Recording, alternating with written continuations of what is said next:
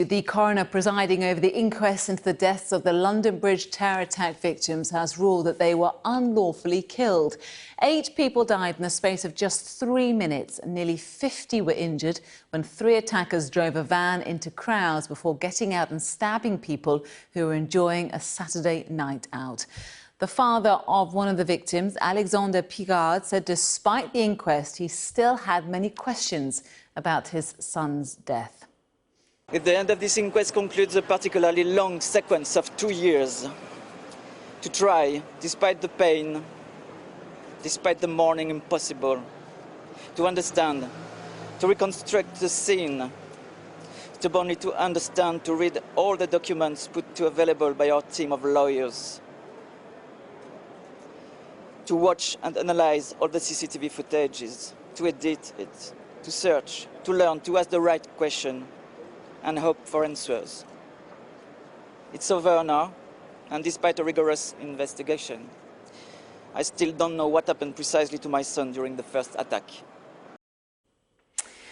Our Home Affairs correspondent Mark White has been listening to the evidence. He joins us now live from outside the Old Bailey. It's been a busy evening, to say the least, Mark, and very difficult to listen to some of that testimony from the families of those killed.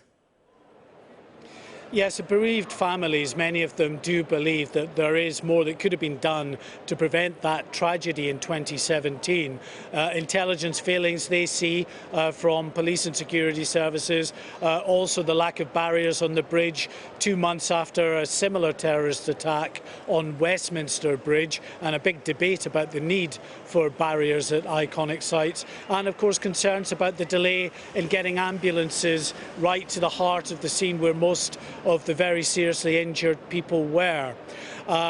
We heard a short time ago from Neil Basu, who is the head of counter-terrorism at Scotland Yard, reacting to the coroner's remarks that the 8 people were unlawfully killed, but the police and security services, he said, should not be held responsible for missing signs of this emerging plot. And Neil Basu agreed with that, saying that there was only one group of people to blame for the events that night. This is what he said. Protective security is a collective responsibility and a continuous work in progress. Counter-terrorism policing will continue to work with our close partners, including the Home Office, to improve. With regards to the investigation itself, and with the benefit of hindsight, we know certain things could have been done differently. But after careful consideration, the Chief Coroner has found that the pre-attack investigation was nonetheless thorough and rigorous.